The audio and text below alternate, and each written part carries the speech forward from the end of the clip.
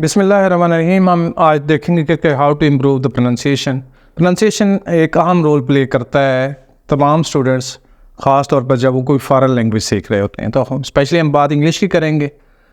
तो इंग्लिश में प्रोनाउंसिएशन के लिए अगर आप प्रोनाउंसिएशन को इम्प्रूव करने का सोच रहे हैं तो पहले आप ये सोचेंगे कि कौन सा ऐसा स्टैंडर्ड है जिसको मैं अपने सामने रखूँ। यानी मैं ये पहले डिसाइड करूँगा कि मेरा प्रोनाउंसिएशन किस जैसा होना चाहिए और फिर मैं कहूँगा कि उस जैसा कैसे हो सकता है।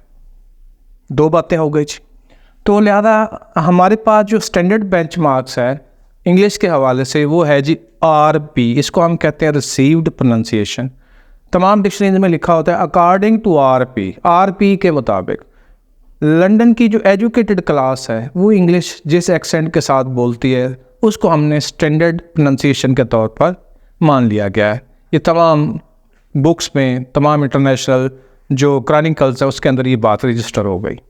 तो लिहाजा हमारे पास जो स्टैंडर्ड डायलेक्ट है वो RP का है और RP को सामने रख के हम ये कहेंगे कि हमारा प्रोनाउंसिएशन इन जैसा हो जाए।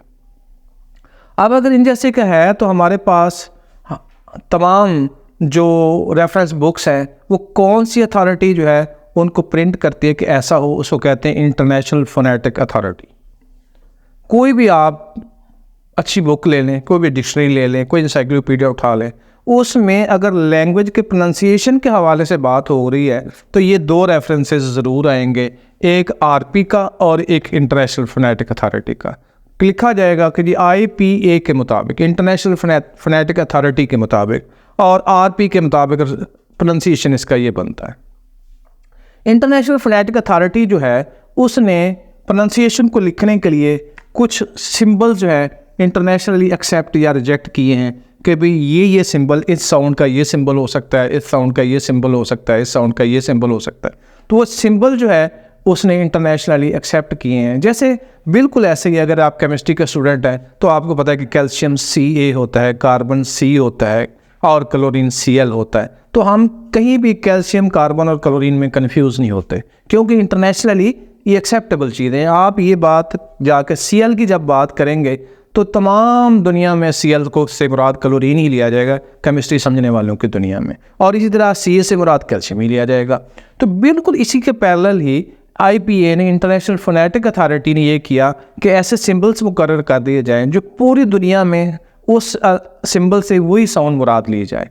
तो लिहाजा इस सिंबल्स को हम फोनीम्स कहते हैं और ये बातें हमें डिक्शनरीज में मिलती है। यानी डिक्शनरी में रेफरेंस RP का भी मिलेगा और डिक्शनरी में हमें IP का मिला। जैसे कोई डिक्शनरी खोलें, मैं अच्छी डिक्शनरीज की बात कर रहा हूँ, उन डिक्शनरीज की जो स्टैंडर्ड डिक्शनरीज हैं जो लोकली प्रिंट होती हैं मुख्तलिफ नामों से, मैं उनकी बात नहीं कर रहा, just like Oxford advance learner और लॉन्गमैन। तो ये सारी डिक्शनरीज जो हैं या वेबस्टर, तो ये सारी डिक्शनरीज इंटरनेशनल डिक्शनरीज हैं। और इसमें इससे पहले आप देखें डिक्शनरीज के पहले पेजेस में ही बताया जाता है कि RP को फॉलो किया गया है और IPA के मुताबिक जो इसके अंदर सिंबल्स यूज़ किए प्रोनाउंसिएशन के लिए, यानी फोनीम्स, वो इस तरीके से है।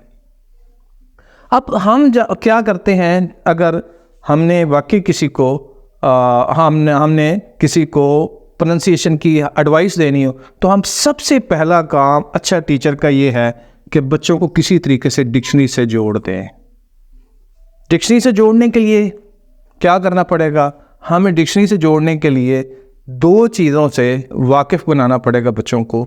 एक है अल्फ़ाबेट और दूसरा है फोनीम। यानी डिक्शनरीज में क्या है कि अंग्रेज़ी में वर्ड लिखे हुए होते हैं, उनके आगे अंग्रेज़ी में मीनिंग लिखे होते हैं और आगे एक ब्रैकेट डाल के फोनीम्स की फॉर्म में उनके प्रोनाउंसिएशन लिखे होते हैं। बच्चा इंग्लिश में लिखा हुआ वर्ड पढ़ लेता है, उसमें लिखी हुई आगे डेफिनेशन भी पढ़ लेता है, एग्जांपल्स भी देख लेता है, लेकिन आगे देखता है कि यार को उल्टी सीधी इंग्लिश लिखी हुई है, अब इसको ऐसे ही पता नहीं डिज़ाइन के तौर पर लिख दिया गया है या ऐसे फालतू है, या डिक्शनरी को ज़रा मोटा करने के लिए, उसको वॉल्यूम और बल्कि बनाने के लिए ऐसा कुछ कर दिया गया, जबकि ऐसा कुछ नहीं होता। तो लिहाजा हमें सबसे पहले बच्चों को इंट्रोड्यूस करवाना होता है कि अल्फ़ाबेट रिटन सिस्टम है और फोनीम्स जो है हमारा जो है वो फोनेटिक सिस्टम है, प्रोनाउंस करने के लिए हम यूज़ करते हैं।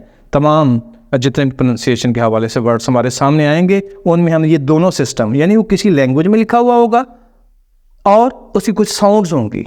लफ्ज़ किसी लैंग्वेज में लिखा जाता है और उसकी कुछ साउंड्स होती हैं। जिस लैंग्वेज में लिखा जाता है वो अल्फ़ाबेट्स हैं और जो साउंड्स होती हैं, जिनके सिंबल्स होते हैं, वो फोनीम्स हैं।